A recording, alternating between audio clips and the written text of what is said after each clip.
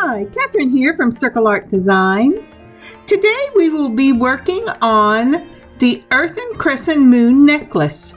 This is Project 3 from the December Bargain Bead Box and part of our new Crescent Moon collection.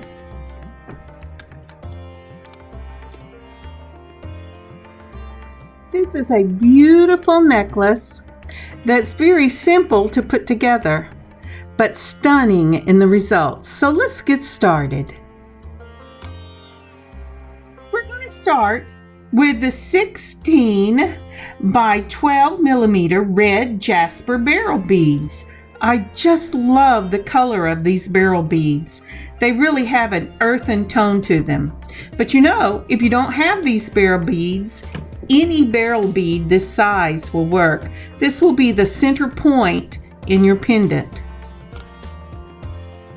Next, we will be using the 7.5 strand of 10 millimeter red jasper round beads.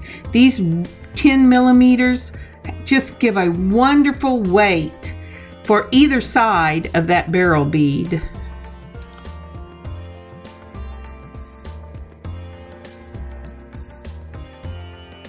We will also be using the 15 strand 6x4 millimeter crystal rondelle beads.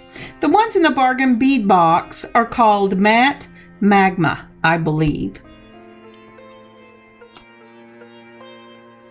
These rondelles make a beautiful companion to that barrel bead in the 10 millimeter rounds. Wait till you see it.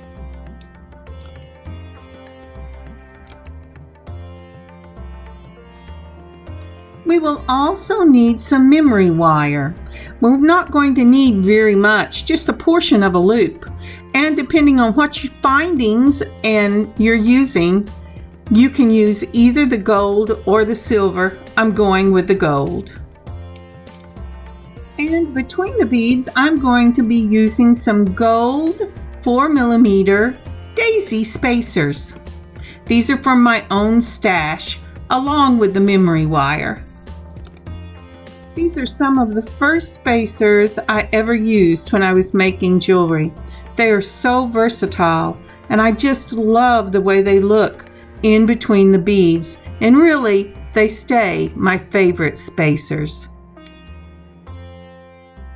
Now for this project, I am going to be using some gold necklace chains I bought off of Amazon. They say that they're 18 karat gold plated, but I am thinking because of the color of the yellow, it's probably more like 14 karat gold plated. I've used them for years and I just love them, and they make this project go together really quickly. So if you're using a finished necklace, you will need to measure it out so that you can find the center and cut that center ring, because you're going to need a piece of chain for each side of your bar pendant. And even though you can use wire cutters on your necklace, for cutting your memory wire, you will need memory wire pliers, and that is what these are. They kind of look like a parrot beak. If you use your regular wire cutters on memory wire, I can guarantee it will chew up your blades. You really do have to use memory wire pliers, the little parrot beak pliers. Now, if you're lucky enough to have a chain that you can open its little links, you will not need the jump rings to join your pendant. But for some of mine I had to use jump rings, and for some of them I could just open up the link. So get your jump rings out and be prepared. Now the trickiest part for me of this pendant is this memory wire and trying to find the end. You think it would be easy, but it seems to turn in on itself. So be patient and we'll get started. For the pendant bar, I would use a half a circle to begin with, because you can always clip down the other end. This pendant bar is going to stay round, so it will not matter where your beads end up. But if you cut it too small, you're in trouble. There are lots of ways to make a circle on the end of this, but my best bet with circles is always to use teeny tiny little motions. So take your round nose pliers. You're going to take the end so that it is right between the tips of those round nose pliers. Don't let any parts stick out, because that'll be the part that catches you. And then gently twist until you bring it around and touch the memory wire on the other side. You want to do this on the outside, not inside of the circle. I'll show you. Look at that, I had a momentary brain lapse. I want to close up the other end. I still have to put on the beads. So this is the pattern I have chosen to do. Building from the middle, my barrel bead, then 2 of the rondelles on either end, then 2 of the 10mm red jasper, and then 2 of the rondelles again on either end. And I will be putting daisy spacers between each of the beads, except on the very end. So once you've made sure that your loop on the other end is securely closed, it's time to just follow the pattern. It'll be rondelle, daisy spacer, 10mm, daisy spacer, barrel bead, daisy spacer, 10mm, daisy spacer, rondelle, daisy spacer, and rondelle. So let's speed this up just a bit.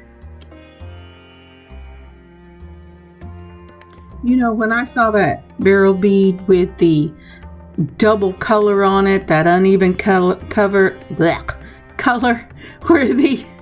where the quartz was showing through on the other side, I went, oh, that's the one I want to use. I just love things like that. The solid color ones are gorgeous, but I just love the ones that are a little of this and a little of that. You know, my daughter said, but Mom, there's a brown spot on this.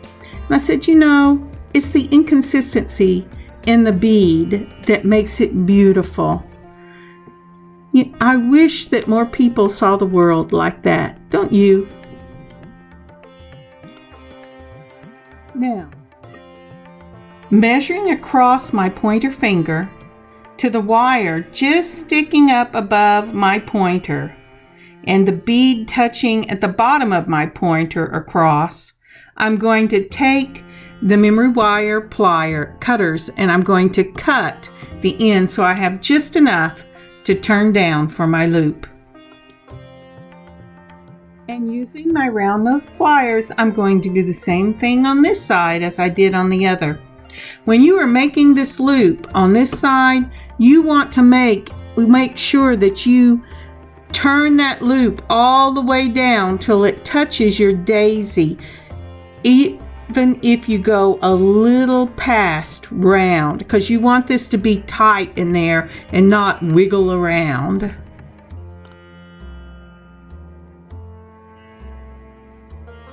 So with the chain necklace I chose for this piece, I was able to open up the link and put it on the round pieces of each of my pendant bar, so I didn't have to use jump rings here. Take a look. If you have to cut it and use a jump ring, that's just as good. When opening the links on your necklace, if they are opened and not soldered together, use the same technique that you use on a jump ring. Do not pull it apart, but hold it in between two pieces, either your pliers or your fingers and your pliers, and twist to open it. And then close it the same way. Some of my necklaces that I bought enables you to open it up because they're not soldered together. But others of them are soldered together, and then you will have to use a jump ring.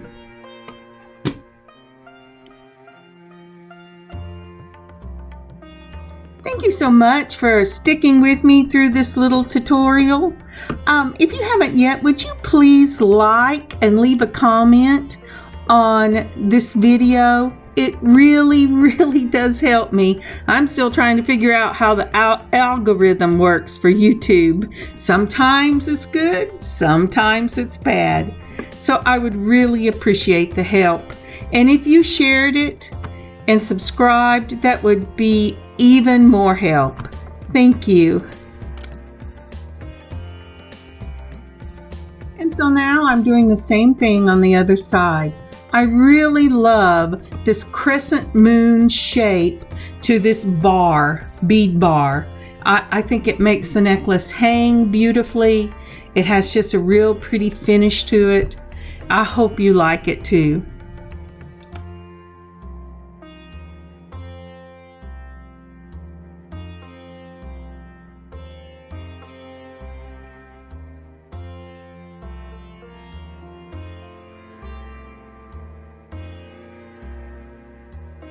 So because we are using a finished necklace to do this piece, we could be finished right now. Just open up the lobster claw, put it together and say done.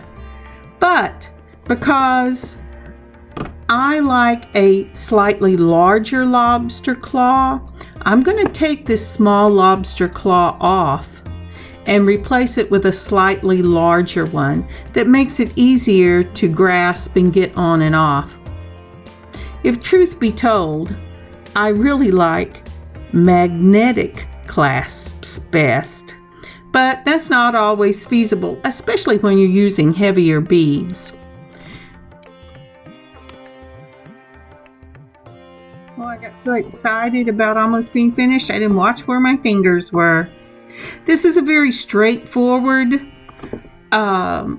technique. All you're going to do is open up the jump ring that's holding on the small lobster claw and replace it with the larger lobster claw.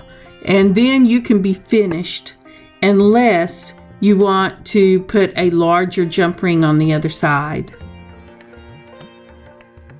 Thank you so much for joining me on this beading adventure today. I've really had a good time. I will have not only the Earthen crescent moons up, but I will also have some Juliet crescent moons and a Sweetheart crescent moon set in the shop tomorrow or the next day. Check back in the shop often. Thank you so much again. I will put pictures at the end. Have a blessed beading day, y'all. Kathryn, Circle Art Designs.